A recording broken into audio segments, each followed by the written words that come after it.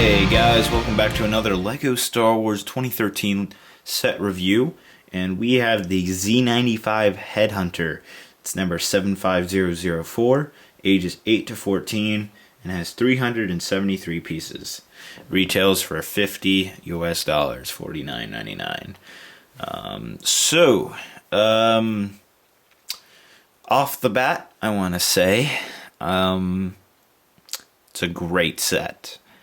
Of course, it's a little overpriced, but we'll talk about that later. Let's get straight into minifigures. So we get another one of these guys. Nice, another 501st Clone Trooper. I actually have two of them now. That's what two of them look like. But you don't get two. Please keep that in mind. Anyways, wait. Whatever. All right, if you saw the ATRT review, then you already saw this guy. But I'll show you, for those who didn't, I will show you some up-close views of him again. It's great that LEGO included this guy in another set. Makes it easier for us collectors and army builders to get a hold of this figure faster and make more armies of them. I don't know. Yeah. So this is very cool, very awesome. Another 501st Clone Trooper. Alright.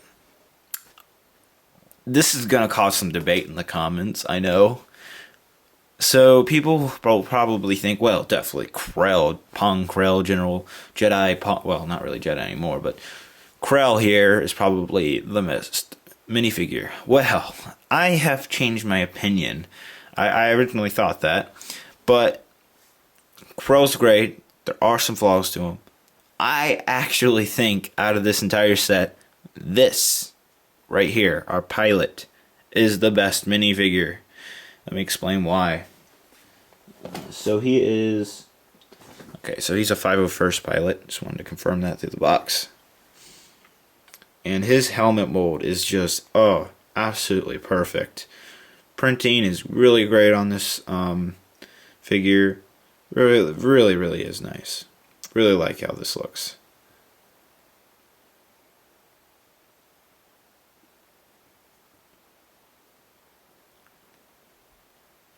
He has the Season 4 design, except he has the nice little breathing kind of Darth Vader vibe of what am I thinking? Like a control panel for amount of air you get or something like that.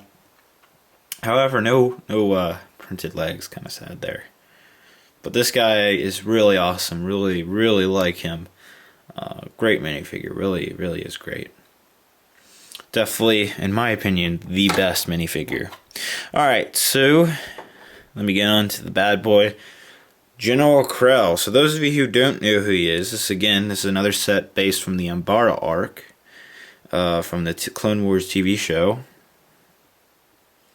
Very scary looking guy. And anyways, he turned, spoiler alert, he turned at the end. He kind of betrayed his clone troopers, Rex and Fives, and pretty much the entire 501st were betrayed by Krell. He was leading the clones into traps, and it wasn't until the very end that the clones realized that what Krell was doing was murder. So, in the end, Krell got killed by Dogma, and he's a dead Jedi now. But at the very beginning of the very first episode of the Umbara TV arc, they said that Krell here had been in very huge amount of battles with clones. Of course, clones were always... He had like the most amount of casualties with the clone troopers than any other Jedi. So that right there, if this guy doesn't have to be just for Umbara. You could probably use him for one of those humongous casualty scenes if you want to recreate that. Anyways, he is two different parts. He's got this upper part right here with his hands and everything. Actually, take the two lightsabers. As you can see, he's got dual-bladed lightsabers.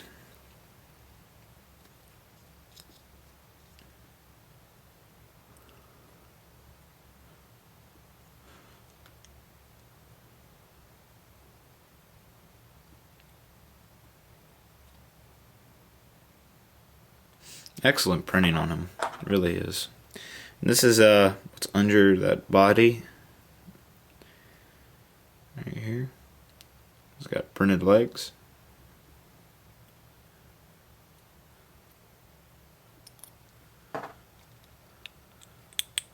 Now, something seemed off really about Krell.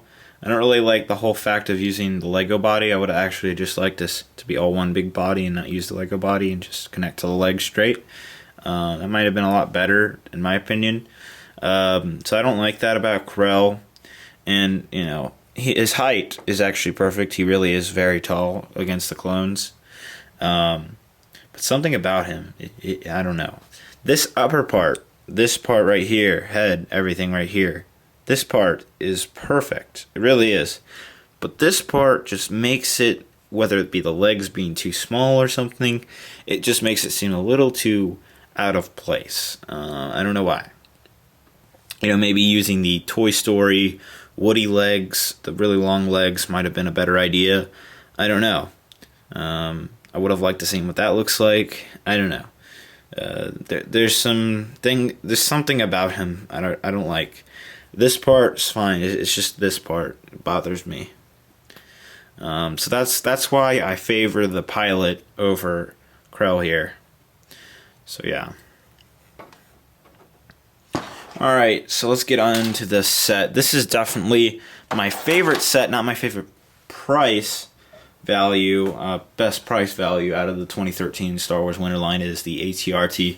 But this is the best set for sure, because the playability you have out of it, the fact that this right here, if those of you don't know, escort, they're usually, you see about between 2 to 10 of them in battle and space battles, and they're also in low assault ground battles as well. They all, most, actually Umbara, this wasn't Umbara for a quick couple seconds, it escorts the gunships to their landing site a lot of the times. And this just seems a lot cooler than the ARC 170. I just like the whole vibe and look of it. And obviously it's a lot cheaper than the ARC. Actually, no, the ARC 170 I think was $60. I don't know. I don't remember. Maybe the ARC 170 was a little bit better priced. I don't know. But I like this set a lot. It really works. If you're a big gunship fan like I am, this is definitely for you. It really is. Anyways, so the biggest feature actually for this set is under it right here. So if we're flying, actually, let me actually show you this first. We've got its landing gear goes up, or I mean down like that. It retracts like that. And right here, what I'm going to do is I'm going to pull this down, and right there is a missile. And I want you to see what happens. So here comes the Headhunter. I pull it down. Boom. Nice big missile fires. And what's really cool is this is a very accurate feature. The Headhunter actually does that exact same feature in the show. So I think they did a great job with that.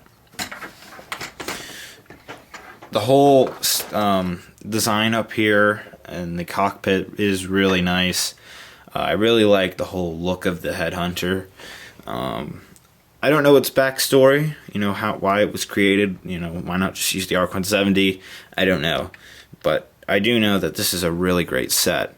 And if we take the clone pilot over here that wants to fall down on the floor,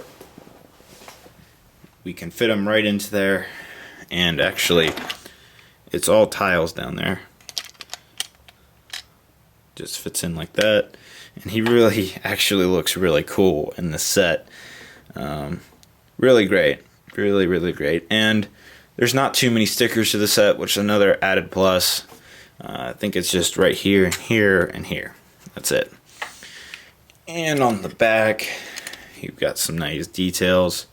Up close here, got your engines, kind of mild, but still, it's got a good enough detail for you to accept it. And then you have its blasters here and here. And the last feature is right here where you can pull it's like a kind of a place where you keep binoculars and a blaster apparently. So yeah, so it's a little storage kind of thing. It just goes in like that, fits pretty good, and you close it up. Also, I like the whole design of this right here, this kind of piece. Really great designing. Under it, you have a lot of Technic going on. Kind of reminds me of the V19 turret a lot for some reason. I think maybe the same designer designed this from Lego. I'm not sure though, can't confirm that. But yeah, so this is a really great set. Its playability is really awesome. I swear if I was 12 again, I'd be playing with this set every single day, just firing that missile all over the place. Probably bug the crap out of my brother. But yeah, really, really great set. I love the playability. I love the whole. It's very useful for mocks. You can have that flying ahead with the gunship. It's very awesome, really is. Definitely a great set. You get some great minifigures with it. I think a big plus a lot of you will like about it is definitely Krell. You get another 501st Clone Trooper building up that 501st Army. Plus you get the really awesome pilot. Of course, we go back to the 373 pieces. And it's $50. When I was building this, it was 4 bags. It was numbered, by the way. When I was building this set, it really felt like 500 pieces. It took me at least an hour to build it because of all the Technic in this part right here. So it feels like a lot more pieces than it really is. So it feels like a $50 set, even though the numbers, kind of lie there and show that it really isn't 500 pieces, but it feels like it. And I'm gonna go off that and say that you should definitely get this set. It is, off 100 pieces for it to really be worth that $50. But for the playability and for the minifigures you get out of it, it really is worth it. Of course, people might complain, well, why don't we get 2 Clone Troopers? Why don't we get a 4th minifigure? That's a debate for everybody to talk about. Of course, I would definitely love to see another minifigure in the set. If it was 4 minifigures, I would definitely say absolutely this is totally worth it. But 3 minifigures for 373 pieces, of course some of you will definitely say it's overpriced. But for the experience and for the use you get out of this, I definitely suggest you get it no matter what. Definitely a great Christmas present, birthday present, whatever you want to call it. Anyways, let's actually scooch this back because I don't really have any place off the side. Actually, before we get to the box, I wanted to show the instruction manual for a quick sec and show this kind of in the beginning of all the 2013 sets. They have this thing in the beginning of the instruction manual that explains how to use the brick separator as well as how to organize your Legos, but I'd never do that. Anyways, I didn't even realize that. I knew the brick separator, you could do that and you could do that, but I didn't realize you could do that with this up here. So I thought I'd just show you this. Of course, you do get a brick separator with the set. So maybe that's why it's $50. They have to add $10 to it because of a freaking orange brick separator.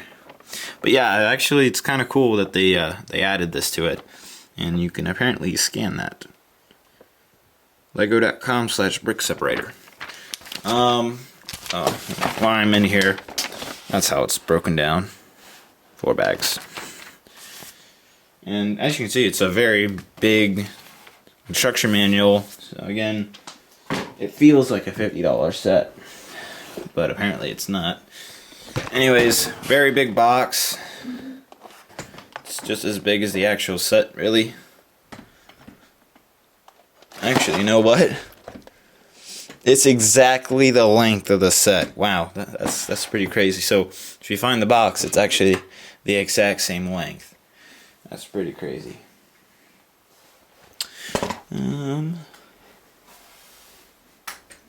Alright. So, this is the set. I can't zoom out anymore. Alright. Got the figures here, numbers here. And this is actually a brand new set, by the way. I bought 2 of these. Just because of how great it is. It's a very heavy box. Here are the details again. That was Krell. landing gear, pilot.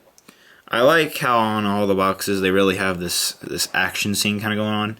This is very realistic of what Umbara really looked like. And up there we got a little action scene and a little engineer kind of diagram. So that's it, guys. Thank you very much for watching. Be sure you subscribe. Check out the rest of the 2013 LEGO Star Wars reviews, because I am reviewing every single one. And I will see you guys later. You have a great day. Bye-bye.